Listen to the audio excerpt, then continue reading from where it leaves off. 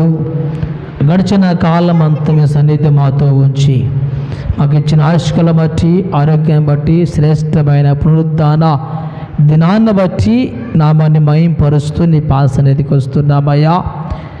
ఈ స్థలములో మీ సన్నిధి ఉంచండి, అభిషేకాన్ని ఉంచండి, రక్తాన్ని ప్రోక్షించండి. సమస్తం పరిశుద్ధంగా మారుస్తున్న గొప్ప తండ్రి నామానికి వందనాలు. ఎంతవరకు పాటల ద్వారా మీ ఘనత పొందిన గొప్ప తండ్రి నామానికి వందనాలు. అయా, కీర్తనల ద్వారా దేవుడు మాట తప్పని వాడు అని మీ యొక్క వాక్యము ద్వారా మాతో మాట్లాడిన గొప్ప తండ్రి మీకు వందనాలు చెల్లిస్తూ ఉన్నాం. సంఘం నిమిత్తం ప్రత్యేకంగా విజ్ఞాపన చేస్తూ ఉండగా మా ప్రార్థనలు, మా విజ్ఞాపనలు ఆలకిస్తున్న గొప్ప తండ్రి మీకు వందనాలు. సంఘ సరిహద్దులు విశాలపరచండి అయ్యా. ఏ బిడ్డకు ఏ మేలుగా మెండుగా కుమ్మరించి వాదన చేస్తూ ఉన్నాము. ఆయా గ్రామాలలో చదువుకునే వారిని, ఆయా గ్రామాలలో జాబులు చేస్తున్న వారిని దర్శించండి. దురపాంతం పనికెళ్తున్న వారిని కూడా మీకు జ్ఞాపకం చేసుకోమని వేడుకుంటూ, తలలో వచ్చిన ప్రతి బిడ్డను దర్శించండి. మాలో బద్ధకము, నిర్లక్ష్యము తీసివేసి సమయానికి వెళ్ళాలి అని ఆలోచన బిడ్డలు దయచేయండి.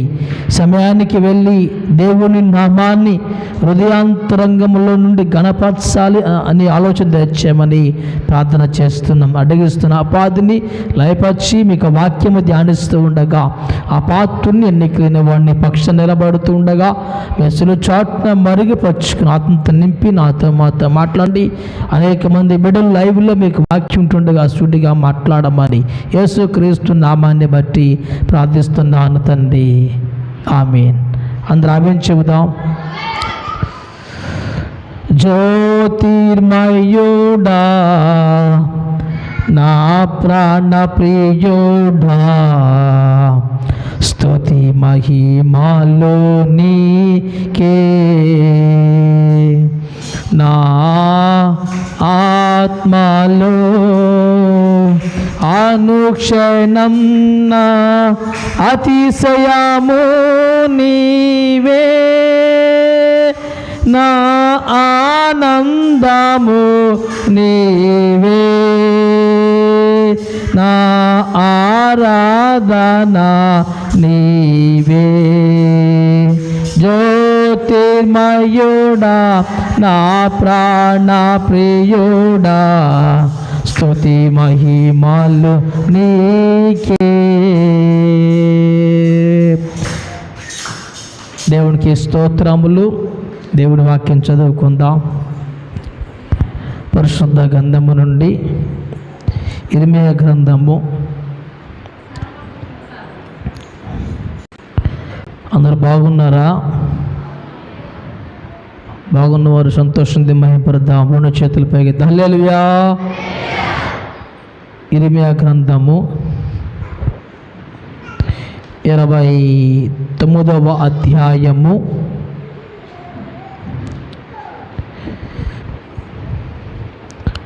11వ వచనము. నేను మిమ్మల్ని గూర్చి ఉద్దేశించిన సంగతులు నేను ఎరుగుదును. రాబోవు కాలమందు మీకు నిరీక్షణ కలుగునట్లుగా అవి సమాధానకరమైన ఉద్దేశములే కానీ హానికరమైనవి కావు. ఇదే యెహోవా వాక్కు. 12 కూడా, మీరు నాకు మొరపెట్టుదురేనే, మీరు నాకు ప్రార్థన చేసి వత్తురేని నేను మీ మనవిని ఆలకింతును. మీరు నన్ను వెదకని ఎడల పూర్ణ మనసుతో నన్ను గూర్చి విచారణ చేయనడలా కనుగొందరు. చాలు. దేవుని పరిశుద్ధ నామానికి మహిమ కలుగును గాక. మీ అందరికీ వందనాలు. వందలు పెట్టి అందరికి వందనాలు. అందరు బాగున్నారా? ఈరోజు ఇర్మీయా గ్రంథము నుంచి కొన్ని మాటలు వినటానికి మన జీవితాలను సిద్ధపాటు చేసుకుందాం. ఇంత గొప్ప సమయాన్ని మనకిచ్చినందుకు మొదటిగా దేవాతి దేవునికి మనం ఎంతగానో రుణస్థులమై ఉన్నాం. మొదటిగా ఇర్మియా గ్రంథములో ఒక చక్కని మాట రాయబడుతూ ఉంది. గత వారము అపోస్తుల కార్యము గ్రంథములో నుంచి పరిశుద్ధాత్మ మీ మీదకి వచ్చినప్పుడు మీరు శక్తి పొందుకుంటారు, ప్రభు కొరకు సాక్షాత్తమైన జీవితాలు ఉండాలని మనం నేర్చుకున్నాం. ఈరోజు ఇర్మియా గ్రంథము నుంచి ఒక చక్కని మాట రాయబడుతూ ఉంది. ఏమిటంటే, నేను మిమ్మును గూర్చి ఉద్దేశించిన సంగతులను నేను ఎరుగుదును. రాబోవు కాలమందు మీకు నిరీక్షణ కలుగునట్లుగా అవి సమాధానకరమైన ఉద్దేశములే కానీ హానికరమైనవి కావు అని ఇక్కడ చక్కని మాట రాయబడుతూ ఉంది. గమనించండి, దేవుని యొక్క ఉద్దేశములు. ఇప్పుడు మన వాక్య అంశం ఏమిటంటే, దేవుని ప్రణాళిక మన పట్ల ఎట్లా నెరవేర్చబడుతూ ఉంది. దేవుడికి ఒక ప్రణాళిక ఒకటి ఉంది, ఒక ఉద్దేశం ఒకటి ఉంది, ఒక ఏర్పాటు అనేది ఉంది, ఒక ఆలోచన అనేది ఒకటి ఉంది. దేవుని ప్రణాళిక, దేవుని యొక్క ఉద్దేశములు, దేవుని ఏర్పాటు, ఆయన చిత్తము, ఆయన ఆలోచనలు మన పక్షముగా ఏ విధంగా నెరవేర్చబడుతూ ఉన్నాయి.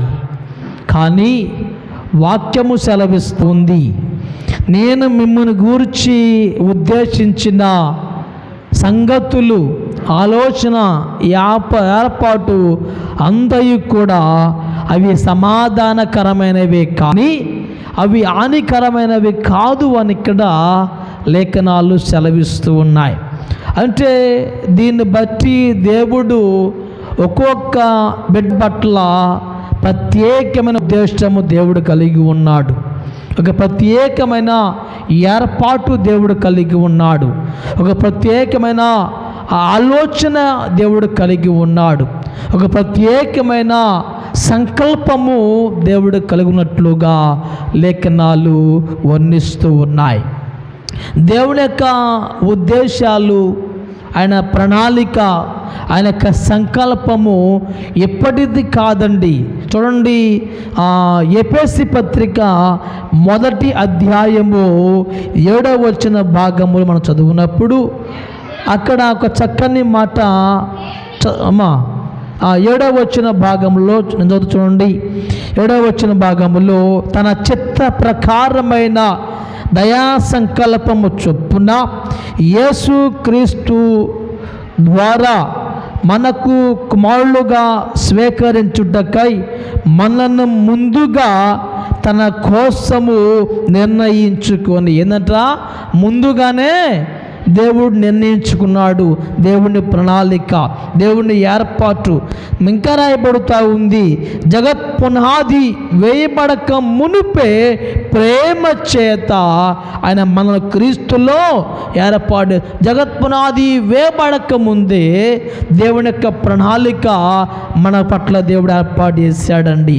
అంటే దేవుడి యొక్క ఉద్దేశాలు, దేవుడి యొక్క ప్రణాళిక, దేవుడి యొక్క ఆలోచన, దేవుడి యొక్క చిత్తం అనేది అది ఇప్పటిది కాదు, అది జగత్ పునాది వేయబడక ముందే ఏర్పడినట్లుగా వాక్య భాగాలు సెలవిస్తూ 12వ వచన భాగంలో ఏం రాయబడుతుందంటే చూడండి, మరియు క్రీస్తునందు ముందుగా నిరీక్షించిన మనము తన మహిమకు కీర్తి కలగజేయాలని దేవుడు తన చిత్త ప్రకారమైన సంకల్పం బట్టి, అంటే తన ప్రణాళికను బట్టి, ఉద్దేశాన్ని బట్టి ముందుగానే తన చిత్తానుసార నిర్ణయం చొప్పున సమస్తము జరిగిస్తున్నాడని లేఖనాలు వర్ణిస్తున్నాయి. అంటే దేవుడు మన పట్ల ఏర్పడేసిన ప్రణాళిక అది ముందుగానే నిర్ణయించినట్లుగా లేఖనాలు సెలవిస్తున్నాయి. అది ఇప్పటిది కాదండి.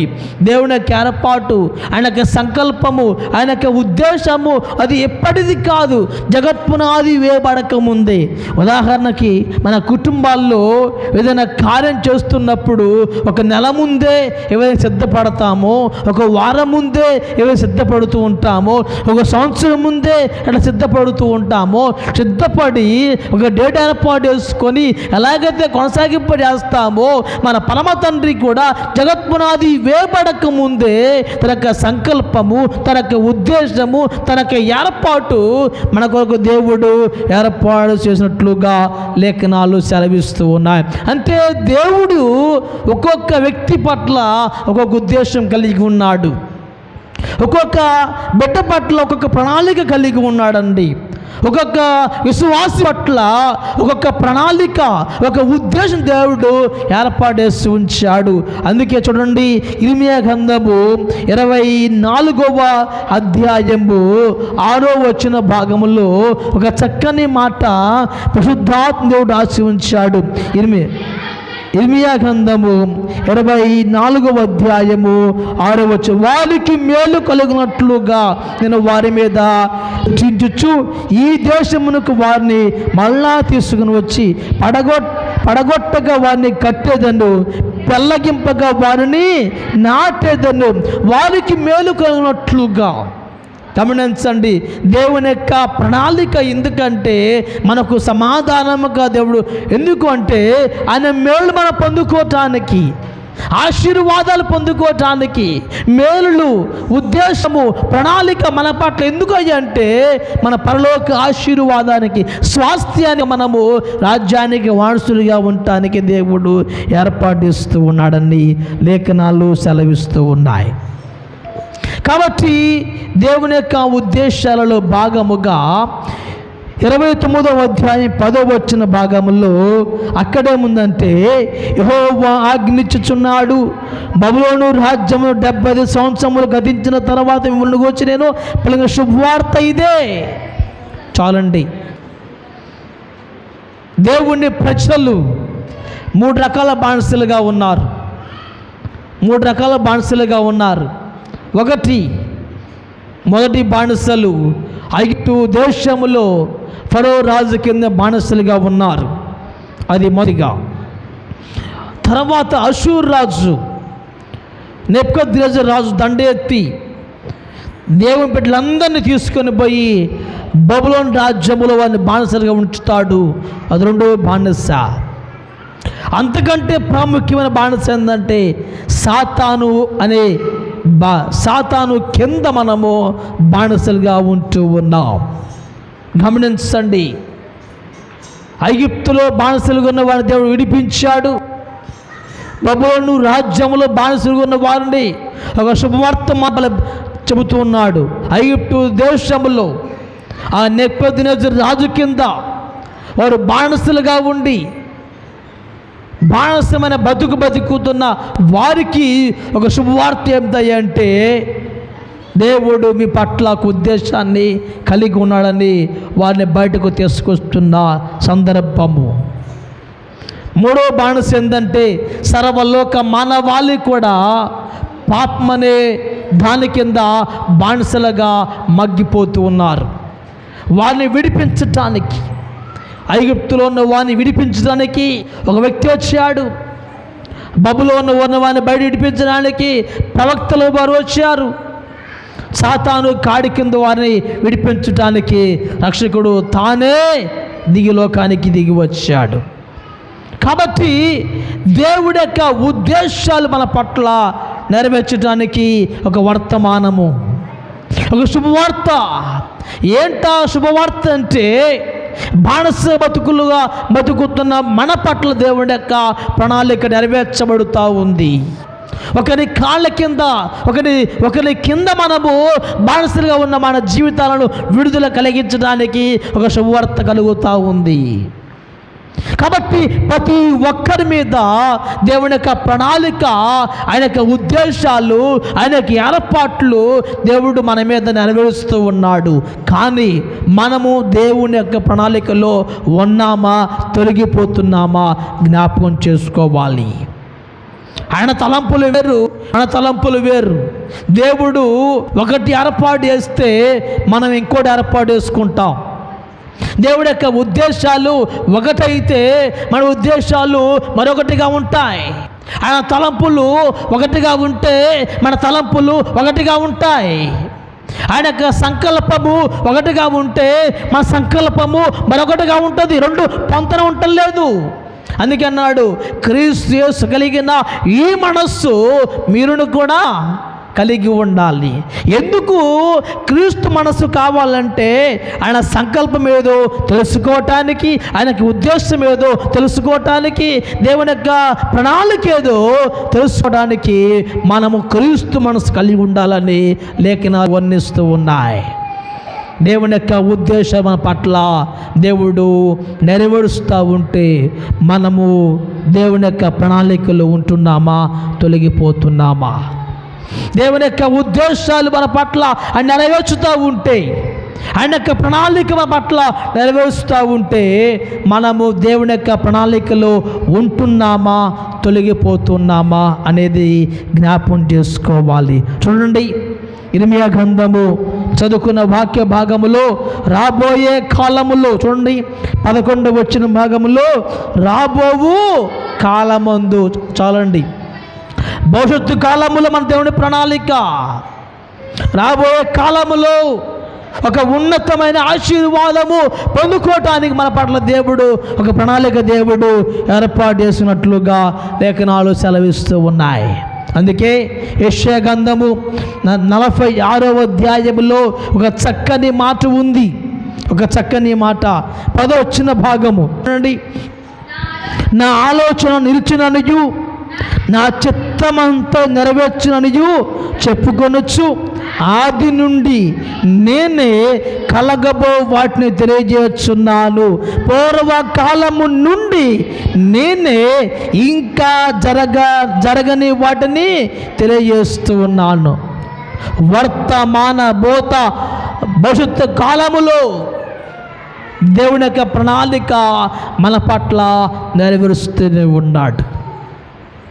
ఆదిలో, నేటు, భవిష్యత్తులో కూడా ఆయన యొక్క ప్రణాళిక మన పట్ల ఏమై ఉంది, ఆయన యొక్క ఉద్దేశాలు మన పట్ల ఏమై ఉన్నాయో దేవుడు నెరవేరుస్తున్నట్లుగా లేఖనాలు సెలవిస్తూ ఉన్నాయి.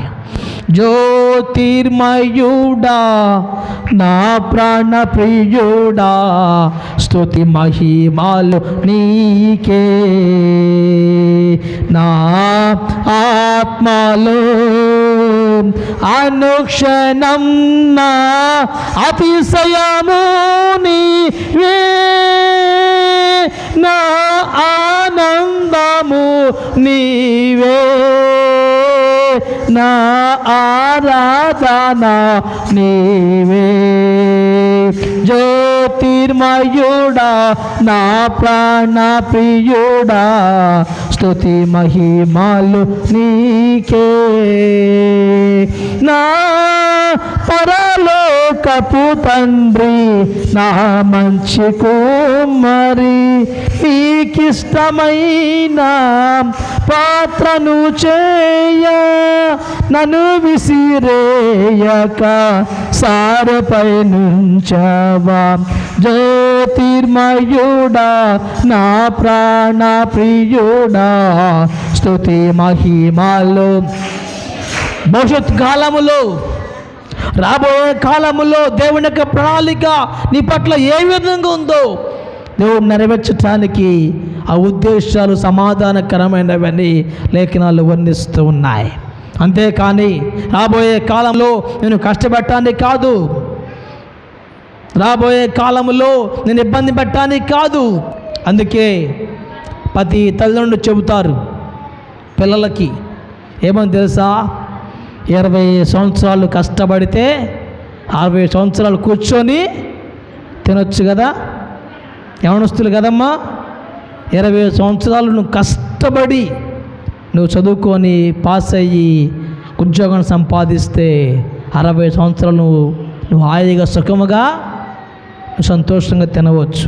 అదే 20 సంవత్సరాలు నువ్వు సుఖపడ్డావు అనుకోండి, 60 ఏళ్ళు కష్టపడాలి, 60 ఏళ్ళు నువ్వు ఇబ్బంది పడాలి, 60 ఏళ్ళు నీ కష్టం మామూలుగా ఉండదు. ఇక అందుకే అనవస్తు బాగా చదువుకోవాలి. చదువు అంటే చాలా ప్రాముఖ్యం. చదువు విలువని పెంచుతుంది, చదువు నీ స్థాయిని మారుస్తుంది, చదువు నేను ఘనతనిస్తుంది. నేటి నవీన యుగములో ఒక విద్యార్థికి, ఒక యవనస్తురాలకి చదువు చాలా ప్రాముఖ్యము. చదువు అనేది అల్లాటప్పగా తీసుకోకూడదు. తల్లిదండ్రులు ప్రయాసపడి చదివిస్తారు. చదువుకొని ఒక ఉన్నతమైన స్థాయికి వెళ్ళటం నీ ఆలోచన, నీ ఉద్దేశం, నీ ప్రణాళిక. ఒక ప్రణాళిక వేసుకోవాలి, ఒక ప్రణాళిక, ఒక ఏర్పాటును కలిగి ఉండాలి.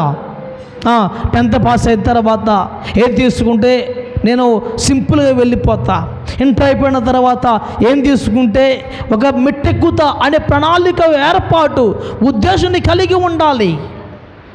ఆ ఏర్పాటు ఉద్దేశము నువ్వు గాడి తప్పిందనుకో, నీ చదువంతా గాడిపడిద్ది.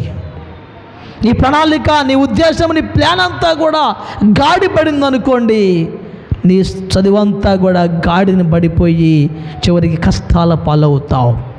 చదువుకునే వయసులో చదువుకోవాలి, ఆడుకునే వయసులో ఆడుకోవాలి, అల్లరి చేసే వయసులో అల్లరి చేయాలి.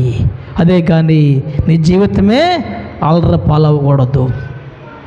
ఒక ప్లాను, ఒక ప్రణాళిక ఏ విధంగా చదువు పట్ల వేసుకుంటావో అదే ప్రణాళిక, అదే ఆలోచన తన బిడ్డల పక్షం దేవుడు ఏర్పాటు చేస్తున్నాడు.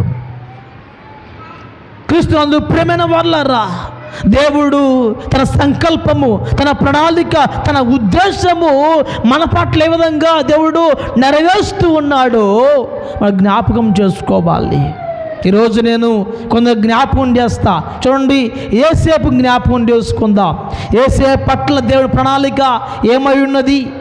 ఆది కాండము తీయండి ఒక్కసారి. ద్వితీయోపదేశ కాండము 33వ అధ్యాయము. ద్వితీయోపదేశ కాండము 33వ అధ్యాయము 16వ వచన భాగం. సంపూర్ణంగా ఫలించు భూమికి కలిగిన శ్రేష్ఠ ప్రసాదం వలన యెహోవా అతని భూమిని దీవించును. పొదలో నుండి వాని కటాక్షము యేసేపు తల మీదకి వచ్చెను. చాలమ్మా, ఎక్కడి నుంచి అంట? పొదలో నుండి. ఎక్కడి నుంచమ్మా? పొద ఎలాగుంటుంది? పొద చెప్పండి, పొద ఎలాగుంటుందమ్మా? చెప్పాలా? పొద అంటే ఎలాగుంటుంది? తెలియదు పొద మీకు? పొద గుబురిగా ఉంటుంది. మనిషి పైకి వస్తాడు, పొదలో నుంచి రాలేడు, మనిషిని అంచేస్తుంది.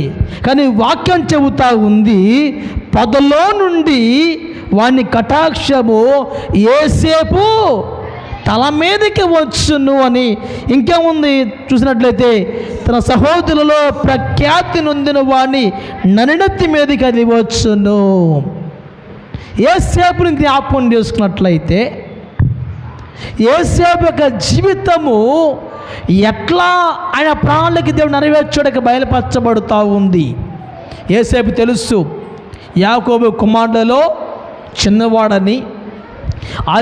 ఇది దైవజనుడైన మోషే తాను చనిపోతున్న దినములలో వారందరినీ కూడా దీవిస్తున్న విధానము కనబడుతూ ఉంది. యాకోబు కుమారులలో చిన్నవాడైన యేసేపు అంటే యాకోబునకు అమితమైన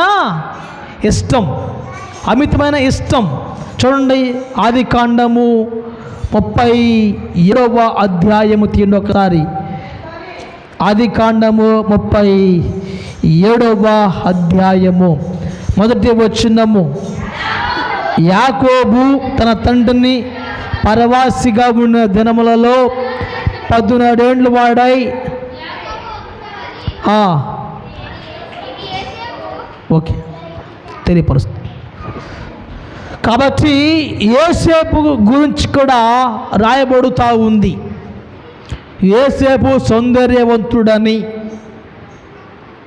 అతడు యాకోబునకు ఇష్టమైన కుమారుడని రాయబడుతూ ఉంది. కానీ యోసేపు పట్ల దేవుని ప్రణాళిక అట్లా నెరవేర్చబడుతూ ఉంది. ఒకే కుటుంబానికి చెందిన ఆ అన్నదమ్ములు యోసేపు మీద పగబట్టారు. మనకు తెలుసు ఎందుకు పగబట్టారు. వాళ్ళు చెప్పండి. యాకోబు యోసేపు అమితంగా ప్రేమిస్తున్నాడని, అన్నీ యోసేపుకి ఇస్తున్నాడని, తండ్రి ప్రేమ యోసేపుకి పోతుందని అనుకొని చివరిగా యోసేపుని పగబట్టారు. పగబట్టింది ఎవరు? అన్నదమ్ములు. అసూయపడి యోసేపు మీద బైబిల్లో ఉంది, పగబట్టారు. పగబడితే 37వ అధ్యాయము 24 వచ్చిన భాగములో యోసేపుని పట్టుకొని గుంటలో పడవేశారు. ఆ గుంట ఒట్టిది, అందులో నీళ్ళు. చంపాలి యోసేపుని, చంపేయాలి యోసేపుని అని వారు ప్లాన్ చేశారు.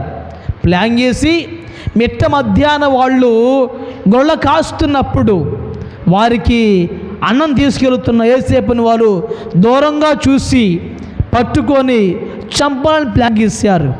ఒక గుంట తీసి గుంటలో పడేశారు. మొట్టమొదటిగా యోసేపు గుంటలో పడిపోయాడు.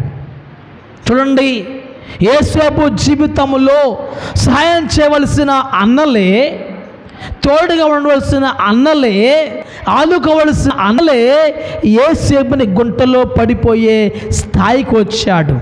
ఈ గుంట దేనికి సాదృశ్యముగా ఉందంటే, కీర్తనలు 40వ కీర్తన మొదటి వచనము చూడండి. 40వ కీర్తన మొదటి వచనము, 2వ వచనము, నాశనకరమగు గుంటలో నుండి జగతి గల దొంగ ఊబుల నుండి, అంటే నాశనకర గుంటలో పడిపోయాడు. ఆ గుంటలో పడిపోయాడు. ఆ గుంటలో పడిపోయిన దేవుడు తన చేయి చాపి పైకి లేపుతున్నాడు.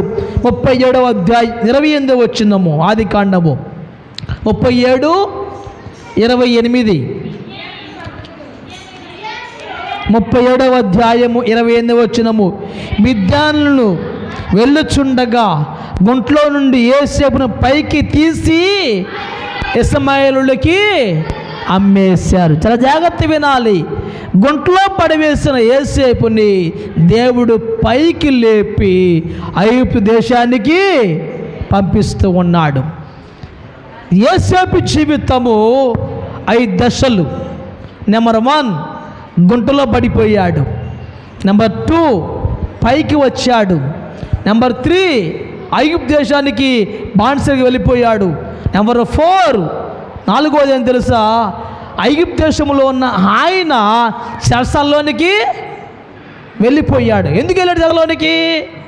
ఫరో భార్య చేయరాని పాపము చేయటానికి సాహసం చేసి అబద్ధపు నేరము మోపినప్పుడు ఫరోని చెరసాల్లో పడేశారు. చూడండి, ఆది కాండము 39వ అధ్యాయము 20వ వచనము, 39:20. అతన్ని పట్టుకొని రాజు ఖైదీలు బంధింపడి చెరసాల్లో వేయించను. చెరసాల్లో పడేశారు. చెరసాల్లో పడేసినా కూడా 21వ వచనము, దేవుడు అతనికి తోడుగా ఉన్నాడు లేడా చెప్పాలి. 21వ వచనం ఏముందంట, దేవుడు యోసేపునకు తోడై ఉన్నాడు లేడా. తన బిడ్డలు ఎక్కడ ఉంటే అక్కడ దేవుడు తోడుగా ఉంటాడు. చెరసాల్లో బంధించినా కూడా యోసేపు భయపడలా. అక్కడి నుంచి యోసేపు 40వ అధ్యాయము 41 అధ్యాయము 14 వచనము. 14 ఫరో యోసేపును పిలువనంపించుము, శస్త్రాలను అతని బయటికి. ఏ రాజు అయితే శస్త్రాలు వేశాడో, ఏ ఫరో అయితే శస్త్రాలు పడేశాడో, ఆ రాజే ఆ ఫరోని యోసేపు బయటకు రప్పించాడు. చూడండి చిత్త సంగతి. ఏ అన్నలు గుంట్లో పడేశారు వాళ్ళే పైకి తీశారు. ఏ ఫరో జైల్లో పడేశాడు ఆ ఫరో బయటికి రప్పించాడు. చూడొచ్చు దేవుడి ప్రణాళిక, దేవుడి ఏర్పాటు ఎంత గొప్పగా కనబడుతుందంటే 41వ అధ్యాయము 41వ వచ్చిన భాగము చూడండి ఒక్కసారి.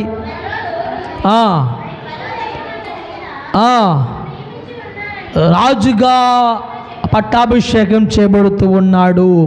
42వ అధ్యాయము 41వ అధ్యాయములో ఐగుప్తు దేశానికి రాజుగా అభిషేకం చేయబడుతూ ఉన్నాడు. చూడండి యోసేపు పట్ల దేవుని ప్రణాళిక ఏ విధంగా నెరవేర్చబడుతూ ఉంది.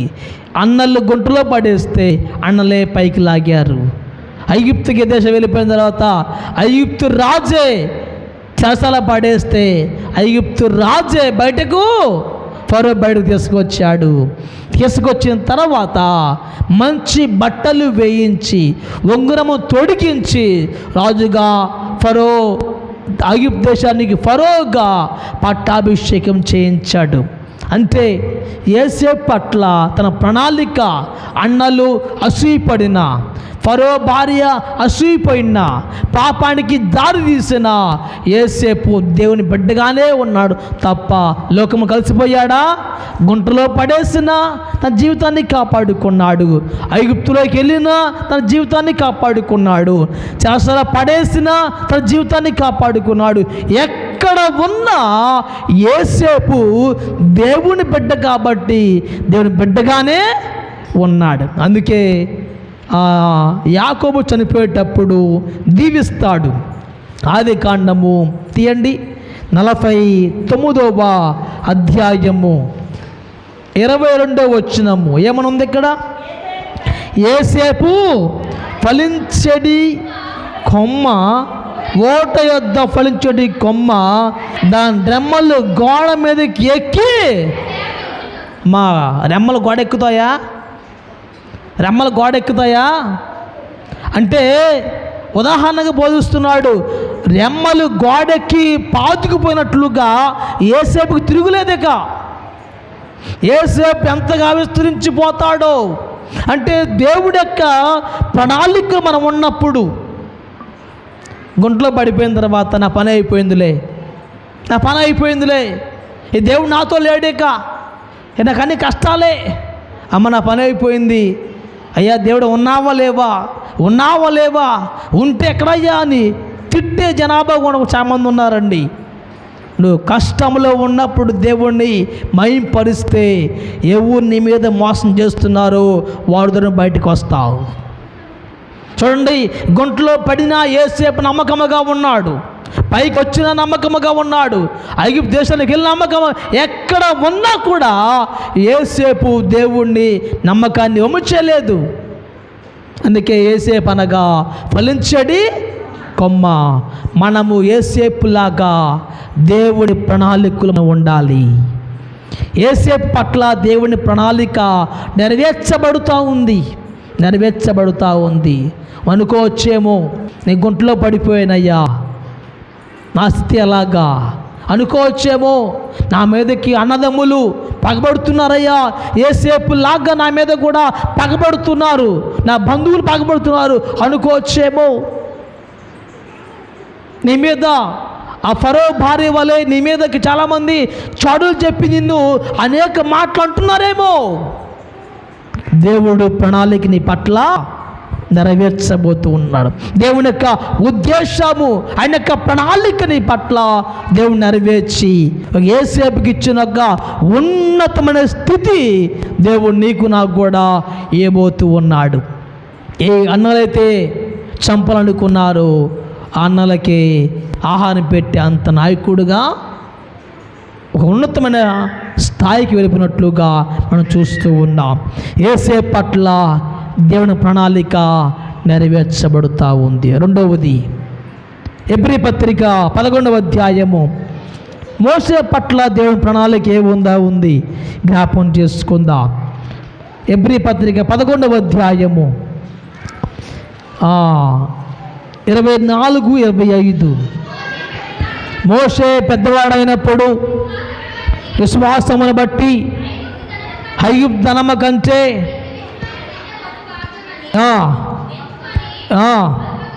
అల్పకాల పాపభోగం అనిపించుట కంటే ప్రజలతో చాలండి.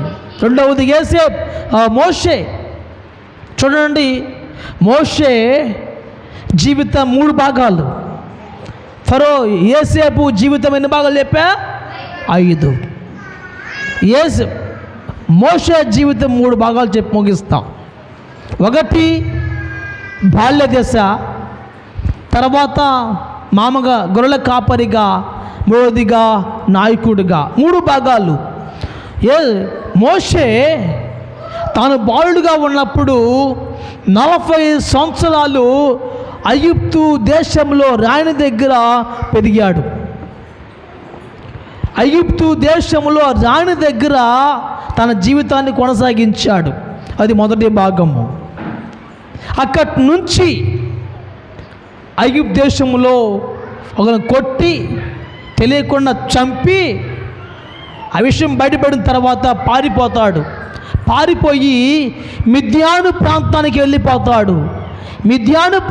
వెళ్ళిపోయి అక్కడ ఇత్రో వాళ్ళ కుమార్తెను వివాహం చేసుకొని అక్కడ 40 సంవత్సరాలు గొర్రెల కాపరిగా పనిచేస్తాడు. మొత్తం ఎంత అయింది? 40 + 40 ఎంత? 80 సంవత్సరాలు అయిపోయింది. అక్కడ గొర్రెల కాపరిగా పనిచేస్తున్న దేవుడు ప్రత్యక్షమయ్యి, మోషే నువ్వు నా జనాంగాన్ని బయటకు తీసుకొని రావాలి. నిర్గమాకాండ 3వ అధ్యాయం చూడండి ఒకసారి. నిర్గమాకాండ 3వ అధ్యాయము 3వ వచ్చిన భాగములో అప్పుడు మోషే, ఇక్కడంతా వాక్యం తెలియపరుస్తూ ఉంది. అధ్యాయం దేవుడు మాట్లాడుతూ ఉన్నాడు. నా జనాంగం, నా ప్రజలు ఐగుప్తులో బాధపడుతున్నారు, వాడిని బయటకు తీసుకొని రావాలి కాబట్టి నువ్వు రా అని మోషే నాయకుడు దేవుడు ఏర్పాటు చేశాడు. అది 3వ భాగం. మొత్తం ఎన్ని భాగాలైనవి? 3 భాగాలు. 1 ఐగుప్తు దేశంలో బాల్య దశ, 2 మిద్యానలో గొర్రెల కాపరి, 3 నాయకుడిగా తన జీవితాన్ని కొనసాగించాడు. మోషే పట్ల దేవుడి ప్రణాళిక నెరవేర్చబడుతూ ఉంది. చూడండి, ఒకవేళ ఐగుప్తు దేశంలో ఉంటే ఇది అనిపించాలేమని విడిచిపెట్టేశాడు. గొర్రెల కాపరిగా ఉండి నమ్మకత్వంగా పనిచేశాడు. కాస్తున్న మోషే దేవుడు పిలిచి ఒక నాయకుడిగా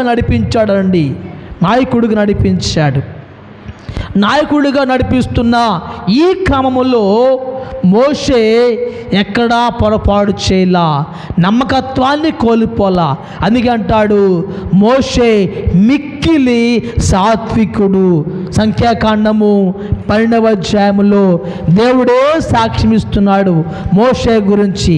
చూడండి, సంఖ్యాకాండము 12వ అధ్యాయము 1-3 వచనాల్లో రాయబడుతూ ఉంది. ఏమంటే 3వ వచనము, యెహోవా ఆ మాట వినెను, మోషే మిక్కిలి భూమి మీద వారందరిలో మిక్కిలి సాత్వికుడు, నమ్మకమైన వాడుగా మనం చూస్తూ ఉన్నాం. మోషే పట్ల తన ప్రణాళిక నెరవేర్చబడుతూ ఉంది. జనాభాకి నాయకుడిగా వచ్చి వారు తిడుతున్నా, వారు గొనుగుతున్నా, వారు ఎన్ని మాటలు అంటున్నా సరే వారి మాటలకు ఏమాత్రము కూడా వారిని ఎదిరించక ప్రార్థన చేసేవాడు. మనకి ఆహారం వేస్తే బాగా తినేవాళ్ళు, బాగా తిన్న తర్వాత మళ్ళీ ఆహారం వేస్తే తిట్టేవాళ్ళు, కష్టం వస్తే తిట్టేవాళ్ళు, ఇబ్బంది వస్తే గొణిగేవాళ్ళు. ఎన్ని చేసినా మోషే దేనికి కూడా అధైర్యపడకుండా ప్రార్థన మాత్రమే చేసేవాడు. ప్రార్థన మాత్రమే చేసి చివరిగా తన నమ్మకత్వాన్ని నిలబెట్టుకున్నాడు. దేవుని ఇల్లంతటిలో మోషే నమ్మకమైన వాడుగా మనం చూస్తూ ఉన్నాం. సుగుణాల సంపూర్ణుడా, స్తుతిగానాల వారసుడా, జీవింతుము నిత్యము నీ నీడలో, ఆస్వాదింతుము నీ మాటల మకరందము. సుగుణాల సంపన్నుడా, స్తుతిగానాల వారసుడా, జీవింతుము నిత్యము నీ నీడలో, ఆస్వాదింతుము నీ మాటల మకరందము. యేసయ్యా నీతో జీవించగానే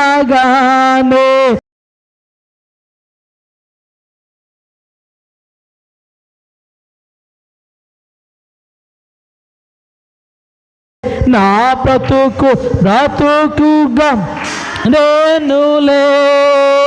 యేసయ్యా నీతో జీవించగానే నా బ్రతుకుగా మారేనులే. నాట్యమాడేను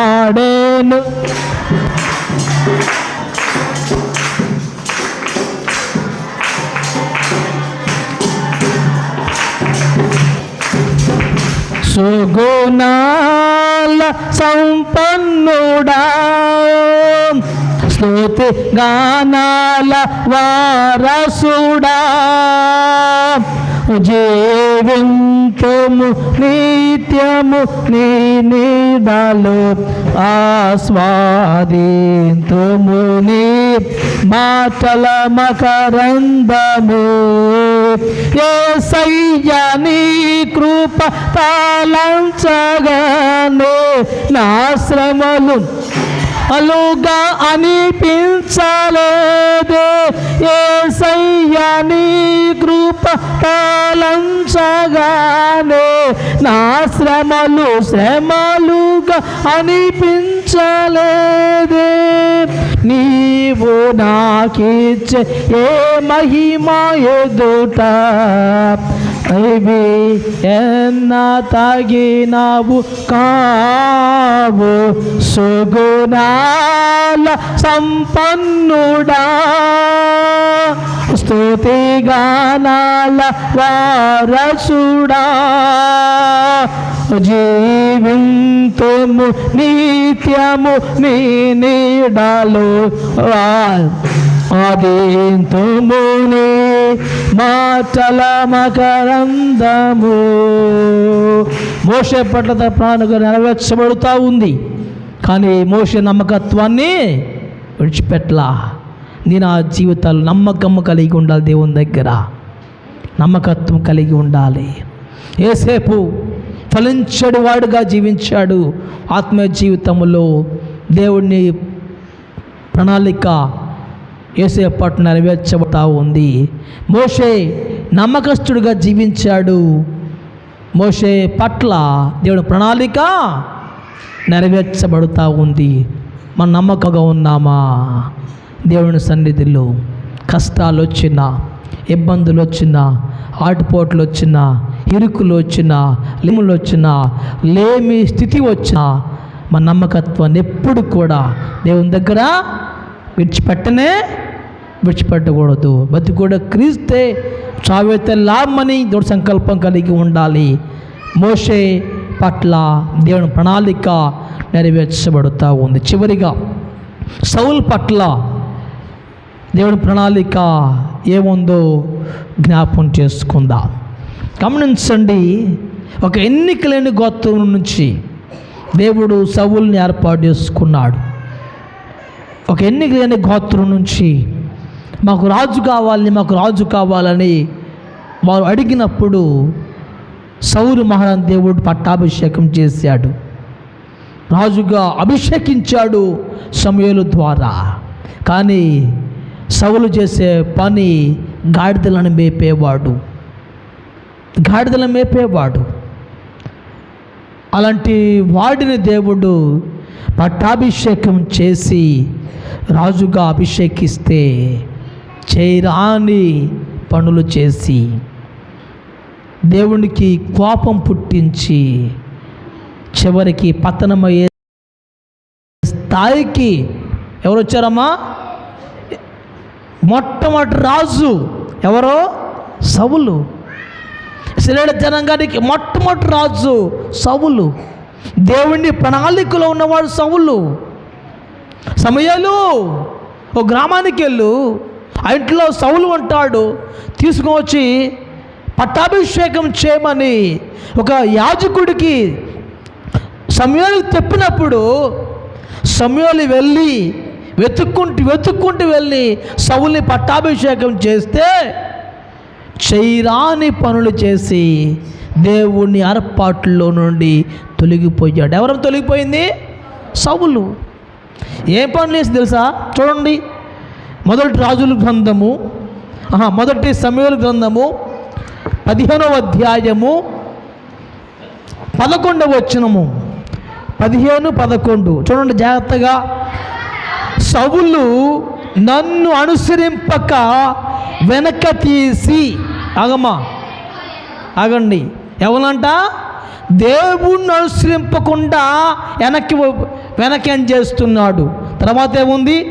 నాగల గై కొనకపోయాను గనుక అతన్ని రాజుగా నిర్ణయించినందుకు నేను పశ్చాత్తాపడుచున్నాను. తర్వాత అందుకు సమూయేలు కోపావేశుడే రాత్రి అంత యెహోవాకు మొరపెట్టుచుండెను. ఎందుకు నిర్ణయించాను సౌలుని? ఎందుకు ఏర్పాటేసుకున్న సౌలుని?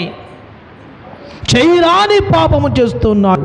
ఇంకేం చూడండి ఒక్కసారి 15వ అధ్యాయం 19వ వచనము. ఆగనమ్మా, నేను చదువుతా. నీవు ఎందుచేత యెహోవా మాట వినక దోపుడు మీద ఎగబడి ఆయన దృష్టికి కీడు చేశావు. దాని అర్థం ఏందమ్మా?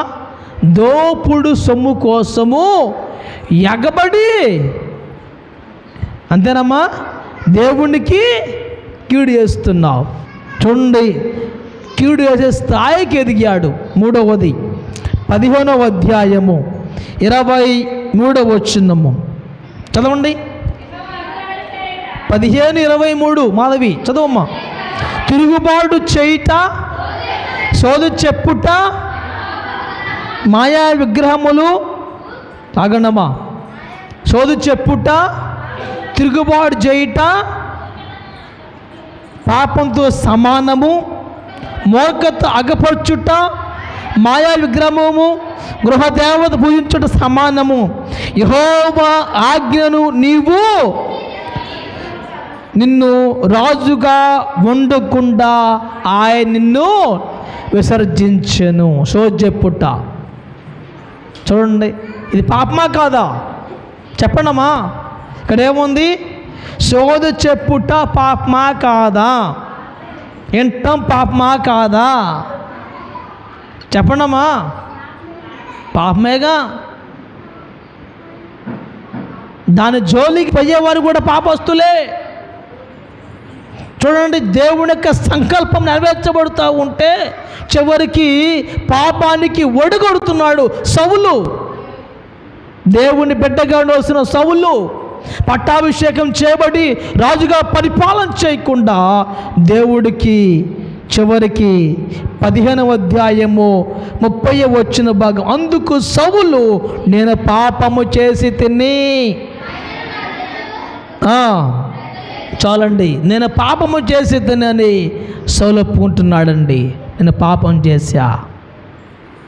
చూడండి, దేవుని బిడ్డగా ఉండకుండా, ఆయన మాట వినకుండా, ఆయన అనుసరించకుండా, ఆయనకి వ్యతిరేకమైన పనులు చేస్తూ, పాపానికి ఒడిగట్టుతూ, దేవుని ప్రణాళికలో ఉండకుండా, దేవుడి ప్రణాళిక నీ పట్ల నెరవేర్చుతూ ఉంటే ఆయన ప్రణాళిక నెరవేర్చకుండా ఒక భయంకరమైన సంగతి తెలిసి చెప్పానమ్మా సౌలు గురించి.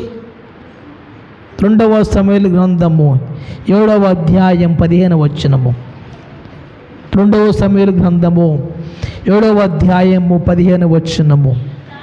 నిన్ను స్థాపించుటకై నేను కొట్టివేసిన సౌలునకు నా కృప దూరమైనట్లుగా అతనికి కృప దూరము చేయను.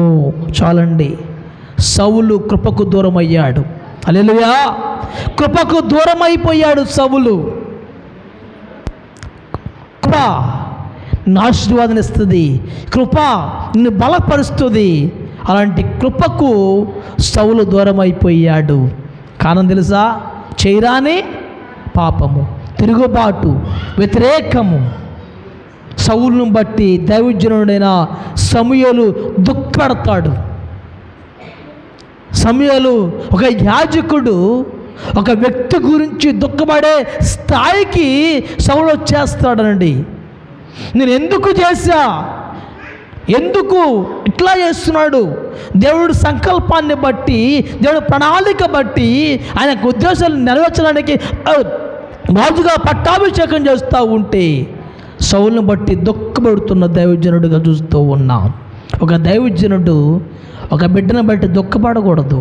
మీరు తిరుగుబాటు చేస్తూ ఉంటే, మీరు వ్యతిరేకంగా జీవిస్తూ ఉంటే, మీరు మాట వినకపోవటం వల్ల, మీ ఇష్టానుసారమైనగా జీవితము కలిగి ఉండటం బట్టి ఒక దైవజనుడు ఒక విశ్వాసిని బట్టి ఇప్పుడు దుఃఖపడనే పడకూడదు.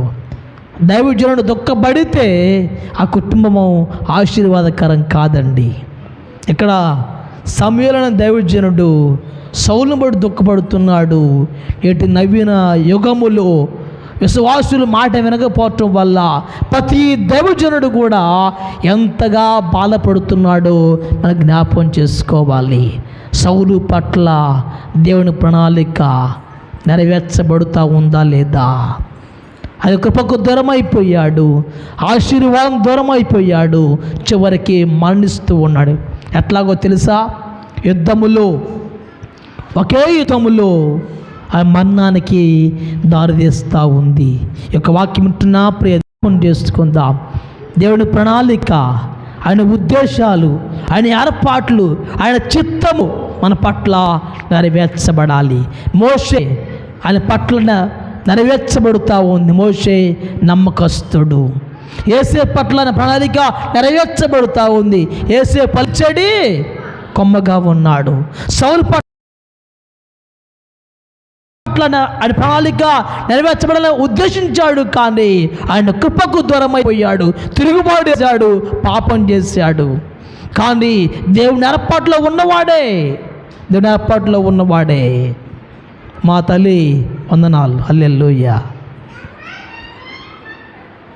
చివరిగా నేను ఆ జీవితాలలో ఆయన ఏర్పాటు ఏ విధంగా ఉంది? యేసేపులాగా ఫలించడు కొమ్మగా ఉండాలా? మోషేలాగా నమ్మకత్వాన్ని కలిగి ఉండాలా? సౌలులాగా పాపానికి దూరముగా ఉండి దేవునికి దగ్గరగా ఉండే విధానము మనం కలిగి ఉండాలా? చాలామంది ఉన్నారు. ఇంకా మన పౌలుని జ్ఞాపకం చేసుకుంటే పౌలు పట్ల ప్రణాళిక నెరవేర్చబడుతూ ఉంది. పూర్వము హానికరుడు, దోషకరుడు, సంఘాలను పాడేసేవాడు, కానీ దేవుని కొరకు ప్రత్యేకించబడ్డాడు పౌలు. దేవుని కొరకు ప్రత్యేకంగా అభిషేకించబడ్డాడు పౌలు. ఈ కొత్త నిబంధన గ్రంథములో ఎక్కడ పాదం చేస్తే అక్కడ చంపేవాడు, నాశనం చేసేవాడు, కానీ దమస్కు మార్గములో దేవుడిని చూసి తన జీవితాన్ని మార్చుకొని నేను ప్రభు కొరకు చేస్తా, నేను ప్రభు కొరకు ప్రయాసపడతా, నా జీవితమే ప్రభు కొరకు అనే స్థాయికి ఎదిగాడు పౌలు. పౌలు పట్ల దేవుని ప్రణాళిక నెరవేర్చబడుతూ ఉంది. పట్ల ఆయన ప్రణాళిక నెరవేరుస్తున్నప్పుడు పౌలు ప్రత్యేకముగా జీవించాడు. నీ నా జీవితాల్లో ప్రత్యేకముగా మనం జీవించాలి. కాబట్టి మన పట్ల దేవుని ప్రణాళికలు ఏ విధంగా ఉన్నాయి? అనుకుంటావు, నా కుమార్తె చదువుకోవాలి, నా కుమారుడు చదువుకోవాలి, ఉద్యోగం చేయాలి, రాబోయే కాలంలో ఒక గొప్ప ఉన్నతంగా ఉండాలనుకుంటావు, మాకు మాట్లాడుతున్నారు అక్కడ అనుకుంటావు, కానీ మన ఉద్దేశాలు ఏ విధంగా ఉన్నాయి? కొన్నిసార్లు నీ బిడ్డలు, నీ యొక్క ఉద్దేశాలు, నీ మాటలు వాటి నెరవేర్చకపోతే ఎంతగా బాధపడతావు. మన పరమ తండ్రి యొక్క ఉద్దేశాలు, ఆలోచనలు మనం నెరవేర్చకపోతే మన తండ్రి ఎంత బాధపడతాడో జ్ఞాపకం చేసుకోవాలి. ఈ లోకంలో మన బిడ్డలే మన మాట వినకపోతే మనం ఎట్లా బాధపడుతూ ఉంటామో, ఆయన బిడ్డల మనము కూడా ఆయన ఉద్దేశాన్ని, ఆయన యొక్క సంకల్పాన్ని, ఆయన యొక్క ఏర్పాటును మనం కూడా సౌలులాగా మనము చెడగొట్టే వారంగా ఉంటే ఆయన ఎంత బాధపడతాడో జ్ఞాపకం చేసుకోవాలి. రక్షణ పొంది కూడా, బాప్తిసం పొంది కూడా మన సౌలులాగా పాపానికి దగ్గర అయిపోతూ ఉన్నామా, లేక పౌలులాగా ప్రత్యేకంగా ఉంటున్నామా, పాపానికి దూరంగా ఉంటున్నామా? జ్ఞాపకం చేసుకుందాం. యేసు ప్రభువారు లోకానికి వచ్చి మనందరి కోసం పాపాన్ని మోసి, శాపాన్ని మోసి మన నుంచి వెళ్ళిపోయిన ఆయన మళ్ళీ రాబోతున్నాడు. కాబట్టి ప్రభు, నా పట్ల నీ ప్రణాళిక ఏంటి? నా కుటుంబం పట్ల నీ ప్రణాళిక ఏంటి? నా కుమార్తె పట్ల ఉన్న ప్రణాళిక ఏంటి? నా కుమారు నీ ప్రణాళిక ఏంటి ప్రభువా అని ప్రార్థిస్తున్న తల్లిగా ఉన్నప్పుడు దేవుని పట్ల ఆయన ఉద్దేశాలు బయలుపరుస్తాడు. అవును, మన ప్రత్యేకముగా యేసేపులాగా ఆత్మీయ జీవితంలో ఫలించేడు కొమ్మలాగా ఉండాలి, మోషేలాగా నమ్మకత్వాన్ని కలిగి ఉండాలి, పౌల్లాగా ప్రత్యేకముగా ఉండాలి. కానీ సౌల్లాగా పాపం జోలికి వెళ్ళకూడదు సుమా. దేవునికి కోపం ముట్టొచ్చుకోవచ్చుమా. సోదే మాటలు విని చెబుతూ దేవునికి అవమానకరంగా జీవించకూడదని కూడా హెచ్చరిస్తూ ఈ మాటలు ముగిస్తున్నా ప్రార్థన చేసుకుందాం. మహాపరిశుద్ధుడా, జీవాధిపతి నామానికి వందనాలు. నీ యొక్క ఉద్దేశాలు, ఏర్పాట్లు ప్రభువా మా పట్ల ఏ విధంగా ఉన్నాయి మాతో సూటిగా మాట్లాడారు. అవును ప్రభా, నీ యొక్క ఉద్దేశాన్ని, ప్రణాళిక మా పట్ల అవి రాబోయే కాలంలో అవి సమాధానకరమైనవే కానీ అవి హానికరము కాదని మాతో మాట్లాడారయ్యా. యేసే ఫలించడి కొమ్మగా ఉన్నాడు, యేసే పట్ల నీ ప్రణాళిక నెరవేర్చబడుతూ ఉంది. మోషే తన జీవితంలో నమ్మకత్వాన్ని కలిగి ఉన్నాడు, మోషే పట్ల నీ ప్రణాళిక నెరవేర్చబడుతూ ఉంది. అయ్యా సౌలు ప్రభుని నీ యొక్క ఉద్దేశం నెరవేరుస్తున్నారు కానీ నీ మాట వినకుండా వ్యతిరేకమైన పాపము చేశాడు కాబట్టి నీ కృపకు దూరంగా అయిపోతున్నాడు. పౌలు ప్రత్యేకముగా తన జీవితాన్ని నీకు సమర్పించుకొని ప్రభువా ఒక ఉన్నతమైన జీవితాన్ని కలిగినట్లుగా మనం చూస్తూ ఉన్నాం. నిలమందు మీకు వాక్యం మాతో సూటిగా మాట్లాడారయ్యా. మా పట్ల నీ ప్రణాళికలు ఏమై ఉన్నాయి, ఉద్దేశాలు ఏమై ఉన్నాయి నెరవేర్చి ప్రార్థన చేస్తూ ఉన్నాం.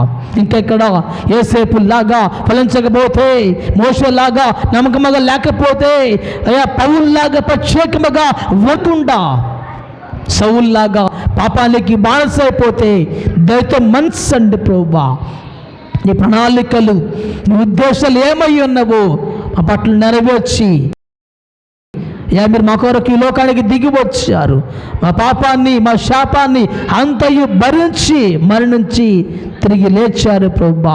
మరలా రెండవసారి యూదా గోత్రపు గొదవ సమూహముగా రాబోతున్నారు కాబట్టి నీ ప్రణాళిక మా పట్ల ఏమై ఉన్నదో మేము తెలుసుకొని నీ ప్రణాళికలో నీకు ఉద్దేశం ప్రకారము మా జీవితాన్ని నడుచుకోవడానికి ఒక బద్దనే తెచ్చేయమని, చెప్పిన ప్రతి మాట మాలో ఫలింపచేయమని, తల వంచిన ప్రతి బిడ్డ కుటుంబాన్ని, ప్రతి కుటుంబం పట్ల మీకు ప్రణాళికలు ఏమై ఉన్నావో, నీ ఉద్దేశాలు ఏమై ఉన్నావో, నీ తలంపులు ఏమై ఉన్నావో ప్రతి కుటుంబం పట్ల మీకు ఉద్దేశాలు బయలుపరిచి మీకు రాజ్యవ్యాప్తుల ప్రభా నన్నని వాడుకోమని, లైవ్లో ఎంతమంది బిడ్డలు మాటలు వింటున్నారు వారిని జ్ఞాపకం చేసుకోమని, వారిని కూడా దీవించమని యేసుక్రీస్తు నామాన్ని బట్టి ప్రార్థిస్తున్నాను తండ్రి. ఆమేన్. నిలబడదాం. పాడబాడుతుండగా దేవుని పరిచర్య మహిమార్థమై అర్పించబడుతూ ఉంటాయి.